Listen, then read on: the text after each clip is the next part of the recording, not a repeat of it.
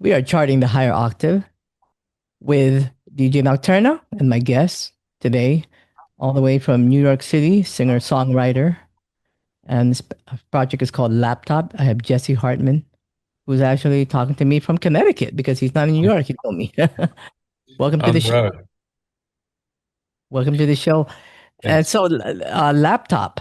I wanted to ask you about that. Can you tell me how that you came up with what is laptop? I know what laptop is, but your Well, station. yeah. Well, laptop started in 1997. Hmm. I was in a band called Sammy that was on Sonic Youth, Smells Like Records, and then on Geffen, and did two albums with Sammy, and then we we separated, and I started Laptop in 97.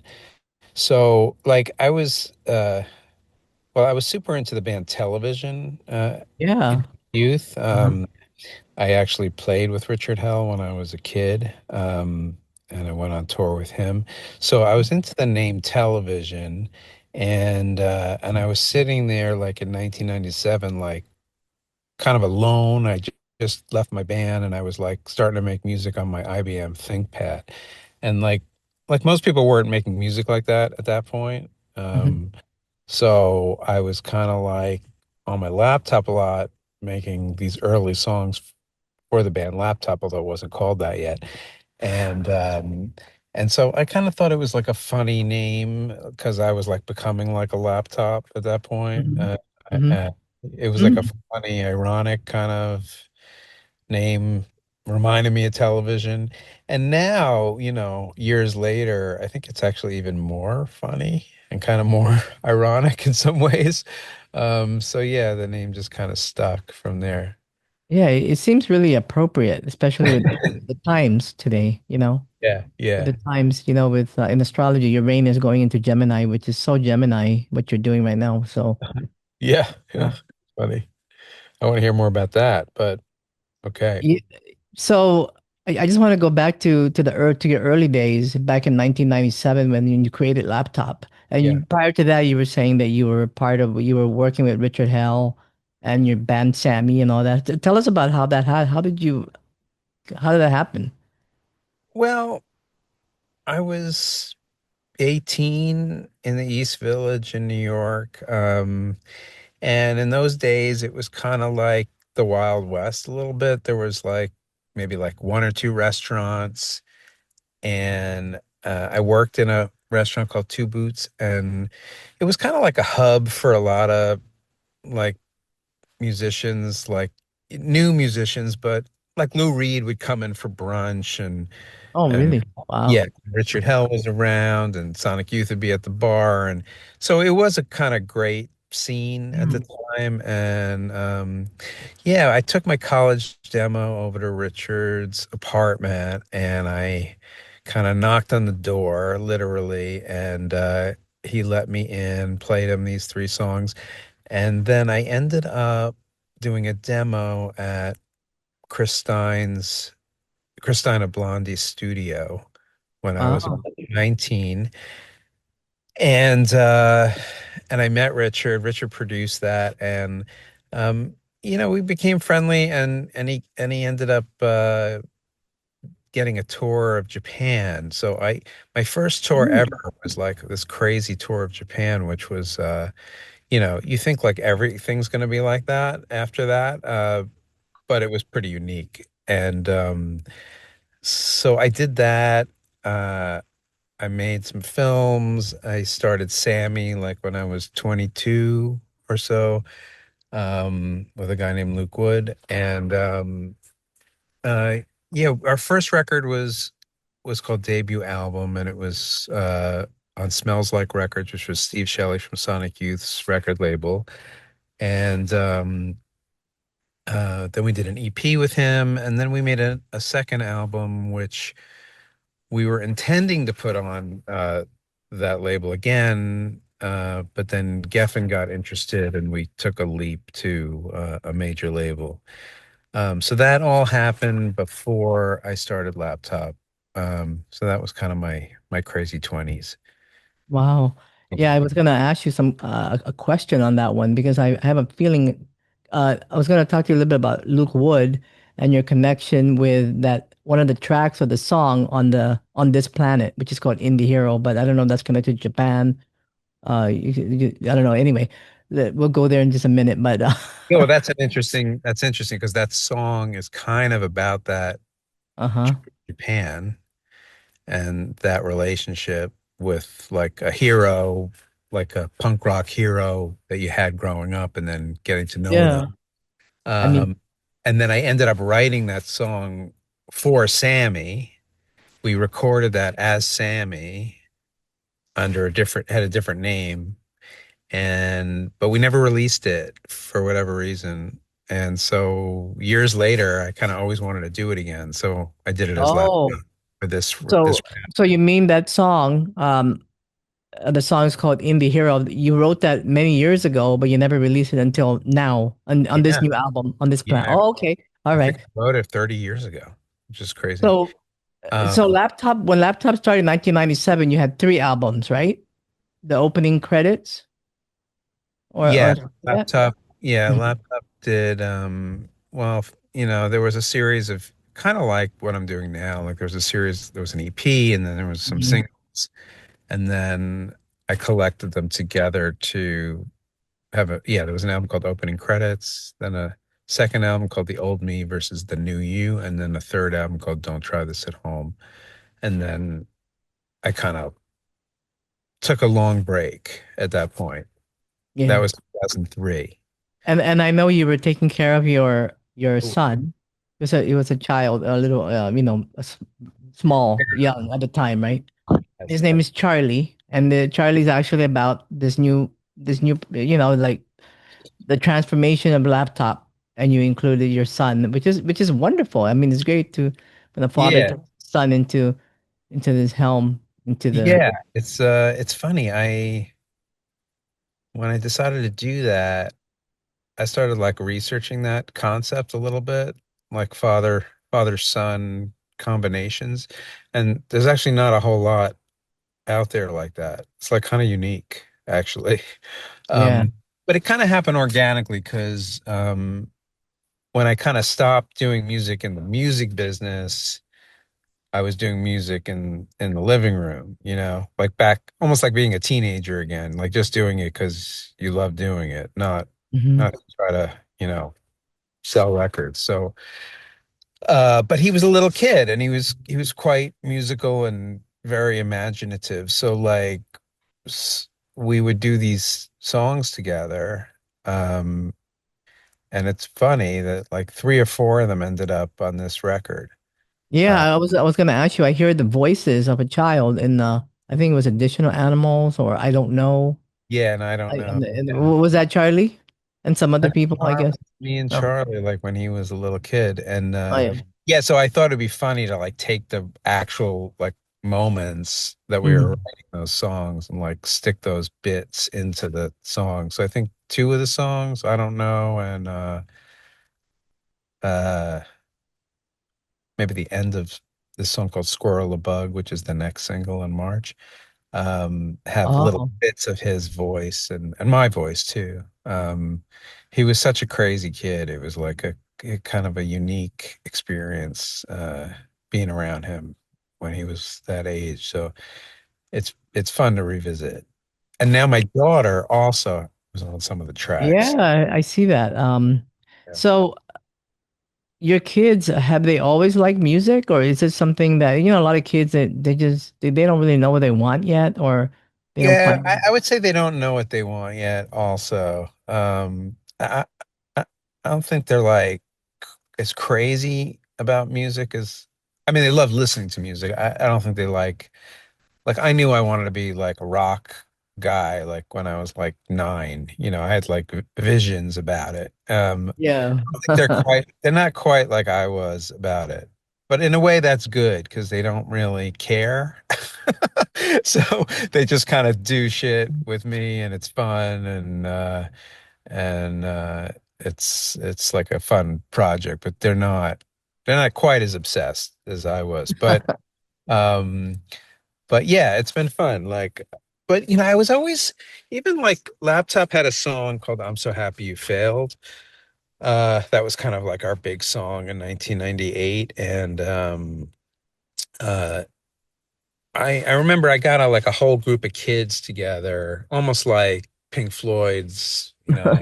Another Brick in the Wall or something. Uh-huh. I got a whole bunch of kids together. They were like my nieces and nephews to sing these like taunting nanas.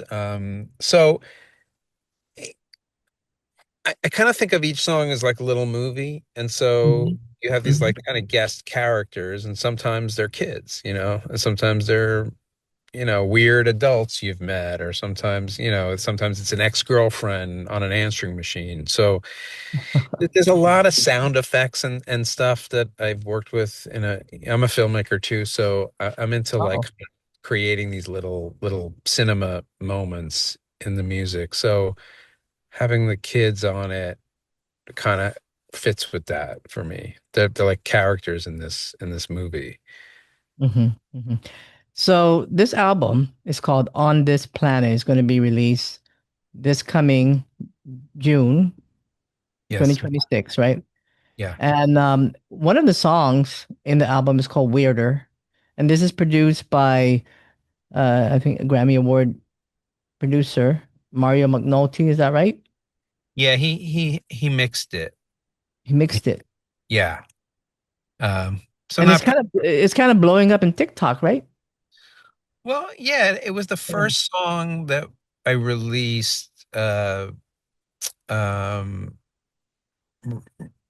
in this new phase, right? And Yeah.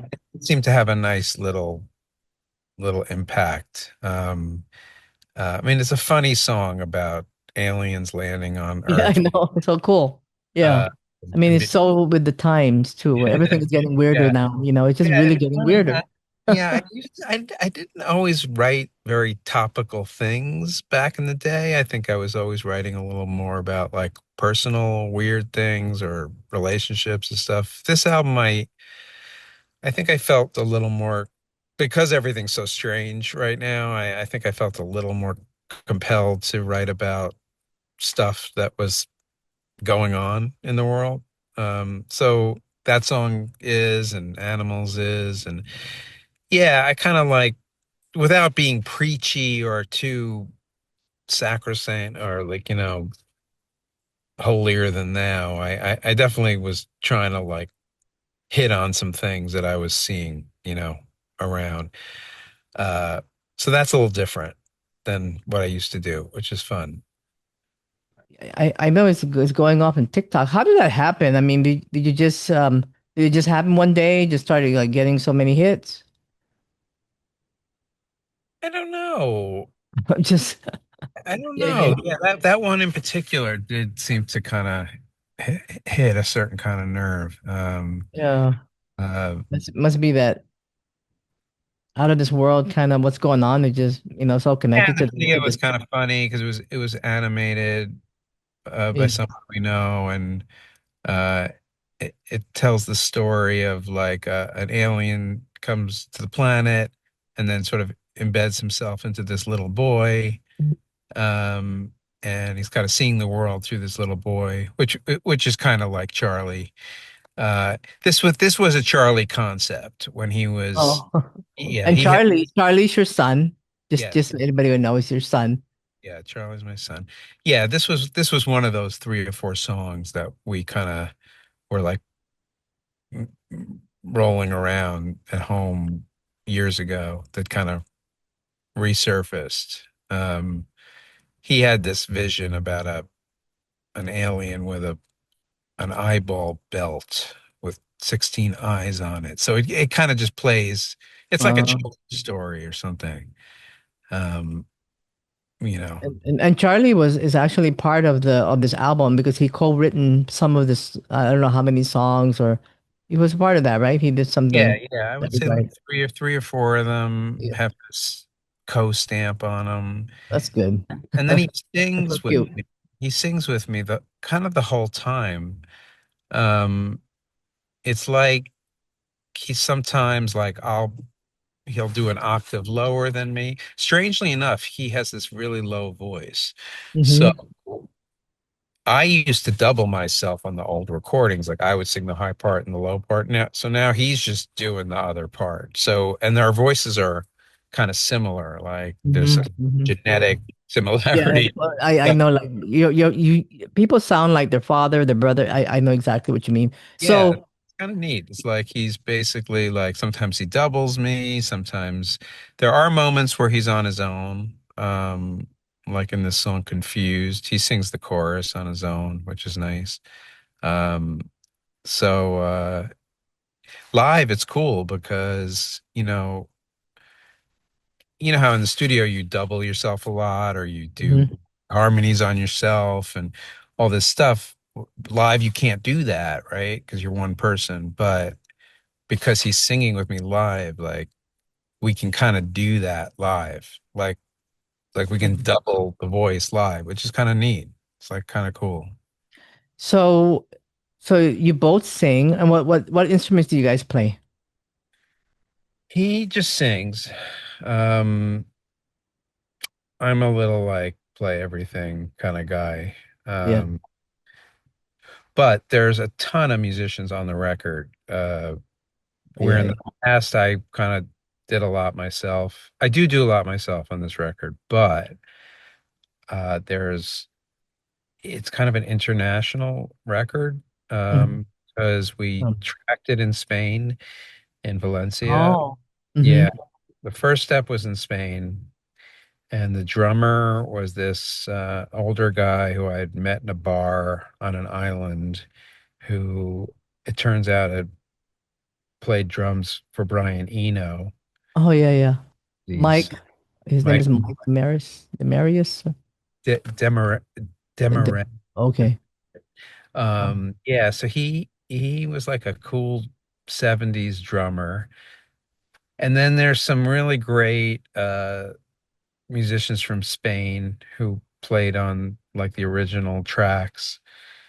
And then I took the tracks to this island in the Caribbean uh, where I had met Mike originally. And I kind of tracked a lot of the voices, a lot of the female singers, and some of the kind of more exotic instruments down there.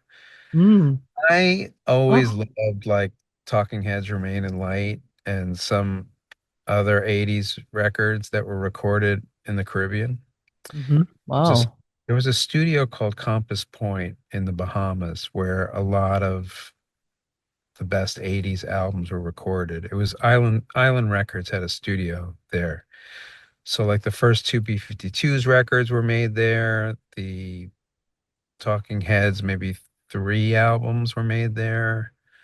Grace Wow. Jones, uh, some Bowie stuff.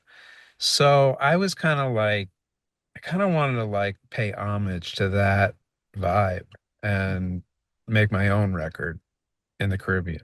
So, you'll hear, I mean, the record is kind of has moments that are like post punk, post new wave, post indie, but there is a kind of a little bit of a world music thing floating in and out of it. It's subtle, but it's there. Yeah. And So how did you connect with Mario McNulty? Mario, He's a Grammy award winning producer. He's worked with yeah, well, David Bowie and some other songs, I believe. yeah, so I had already finished the record in terms of recording. And then, we had the first single, and he helped us basically mix that first single, the Weirder, in New York. And Mario had worked with like Bowie and Peter Gabriel and some world music people. And Amazing. so, in a way, it was like having someone come in who kind of knew the kind of music we had recorded, but was able to kind of help make some sense out of it. And in a way, he helped me create like a template for Hmm. the mix. Um, so that after that, we were able to kind of do it on our own in in the spirit of what he was doing. Um, Honestly, if I had the budget, I would have just kept working with him. But it was nice to get the chance to do one song with him. And I'll probably go back to him at some point. But yeah, he was great. He was great. So a song I really like, and of course I recognize it, is a song originally by Tom Waits from 1978, a hooker in Minneapolis, which is a great song. And then so I'm hoping you would put this in that album because that's where it really. I mean, so why did you pick this song out of all the songs that? I mean, it's such a New York song. Yeah. Yeah. It's like a total Well, confession. You yeah. know. Yeah. I mean, I was like playing that song as a kid. It was like, I was learning piano and before I was really Oh. like a recording artist, I was always playing that song, in the living room. And, Oh. uh, so it's one of like the early songs I learned. So I've Oh always, wow.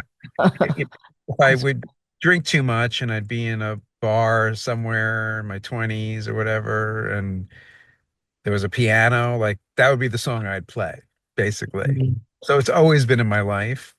And then it was like we were in the middle of releasing these singles and it was holiday time and I don't know who suggested it, but someone was like, "Oh, you should do a holiday single." So literally like at Thanksgiving, my family was over. I happen to have like a lot of musicians in my family, so like Oh. my nieces are like they're recording artists too, like Odetta Hartman, Camelia Hartman. So basically I just dragged everybody into the basement to like do that song. So Oh. so it was done like, in a couple of hours, like between like courses at Thanksgiving, basically. So it kind of happened very spontaneously. And I think it has a kind of cool, like robotic jazz kind of feel. It's like pretty weird and fun. Yeah, and then I think there's a little thing here that said you wanted to show the hope inside the hopelessness. Mm, it's a nice line. Yeah, no, it really is, and I can see that because when I think of this song, I don't feel sad. I think it's. Yeah. I mean, I actually like talking to people who are real.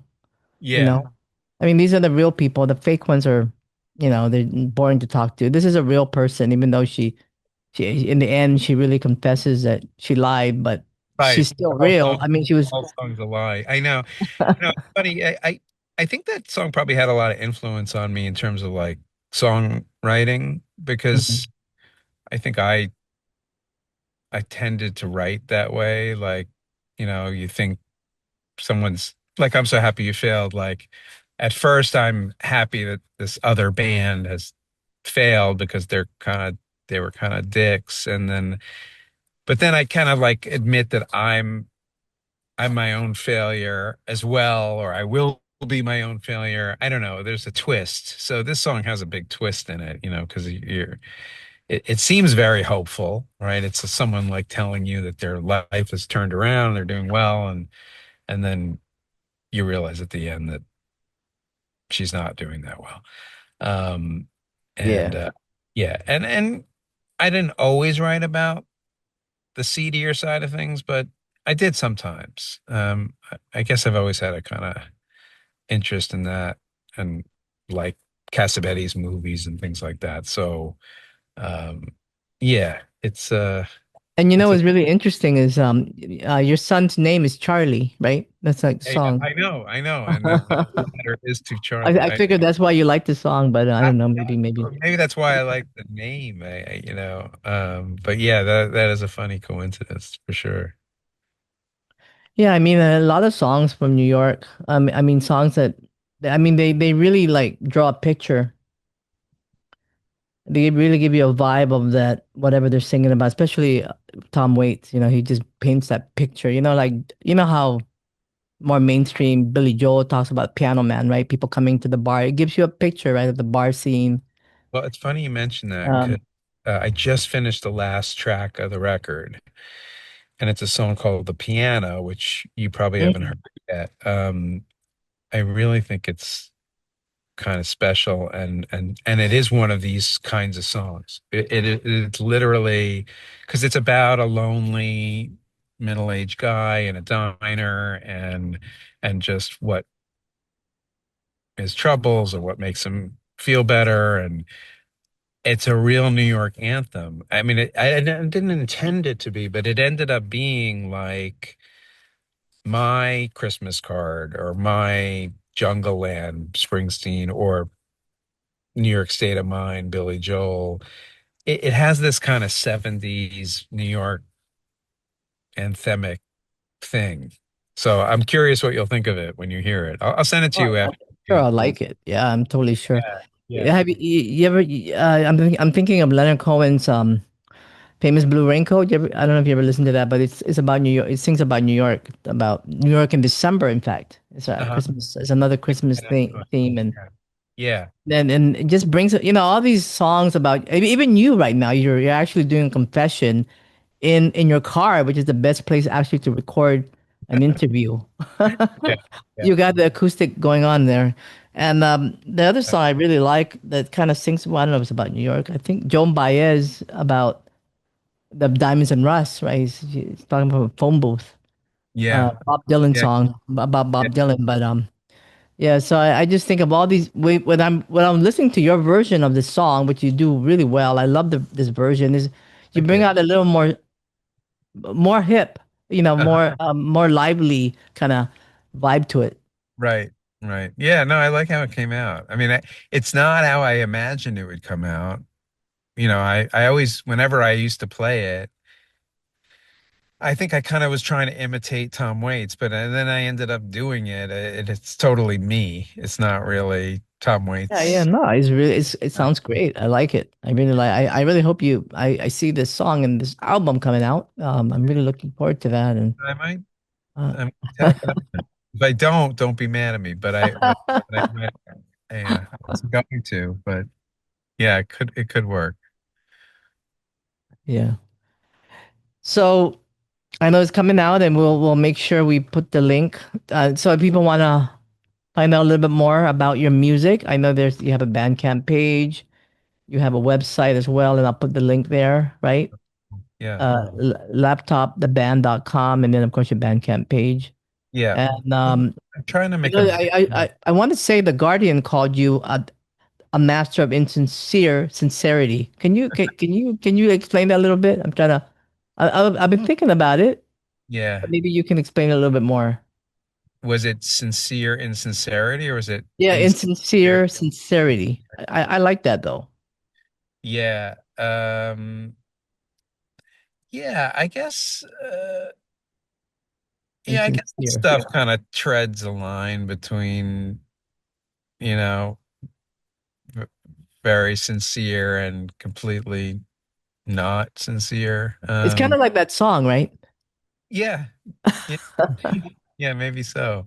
Um, yeah, I mean, I think I like to play around with like what's real and what's not real and what's funny and what's serious and um yeah, I think the lyrics are are complicated, maybe too Oh. complicated for this world, this new world. But I like complicated. yeah, I mean, I think that if when people get into the lyrics, it's satisfying because it's kind of like interesting and funny. I used to play in London a lot, like just me, and I always loved that because it was almost like doing like a stand-up comedy routine because it was like people could really hear the lyrics. Like when you go see Jonathan Richman, you really can get into his head Oh in a yeah, way that the yeah. I band's like them. cluttering it up, you know. So yeah, I definitely wanna. I'm gonna do vinyl for this, and Oh I'm really? Okay. On this planet, it's gonna be on vinyl. yeah, I'm gonna do vinyl. Okay, cool. So yeah, I definitely want to put the lyrics in because they're fun, and I think that Yeah, for sure. Um, And I know this is going to be released on Hurricane Cove Records. Yeah, that's just my own new Yeah. label. I think I counted once that I've been on 16 different record labels in my life, and I'm not sure I loved any of them. So I think it's time to just do it myself. It's been hard in some ways, but I mean, overall, you enjoy what you do, and that's the important thing, right? yeah, yeah. And Well, you're it's doing nice to and you're put out doing what you want to put out.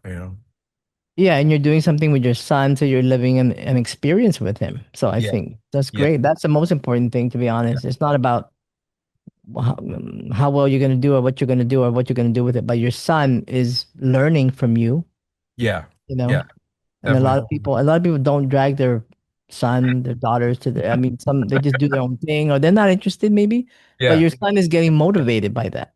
yeah. It So, gives me a little extra fun. Definitely, for sure. yeah.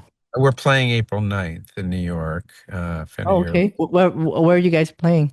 April 9th. uh, That's coming up. we're playing at Mercury Lounge, classic spot, and we're opening for Art Brut, which is a band from London who um, haven't played in America in quite a long time. So I think there's some excitement about that for people. So it happens to be a guy that was a laptop fan when he was a kid. So he Oh, asked wow. us to do this. So that's cool. Um, so I've never met You him, but know, yeah, I go to New York and I never watch anything because I just pop there one day, and I just never really plan anything. But next time I'm gonna plan it because there's so much to do in New York. It's just you gotta just you got to, find you yeah, got to you plan. gotta yeah. And I've there's been so to many great Honolulu. You're bars. in Honolulu, right? What's You're that? you're in Honolulu.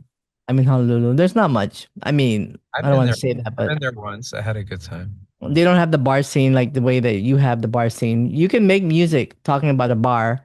Yeah, I don't know if you can make a music you're talking about. I guess you can, but not a New York bar. There's nothing like a New York bar.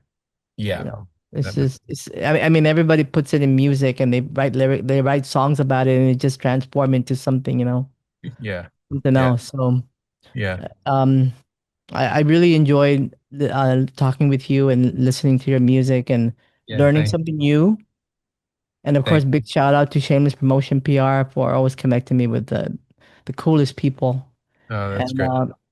thank you for recording this in your car, by the way, because it sounds really good. I mean, I Oh, can hear good, it. good. And you I got, know. certain kind of car lighting. It's very dramatic. I Uh, know, yeah. It's like a New York thing again. yeah, yeah, totally. Confessions of Yeah, Laptop, Jesse Hartman. yeah. And I'll send you that track, the piano, All because right. that's the New York track. So I think you'll Yeah. enjoy it. All right. All right. Well, we're looking forward to the new album on this planet coming out in June. So check it out, and I'll put a link at the bottom of the interview. And Awesome. good luck. All right. Nice meeting Thank you. you. All Thank you right. so much. Bye.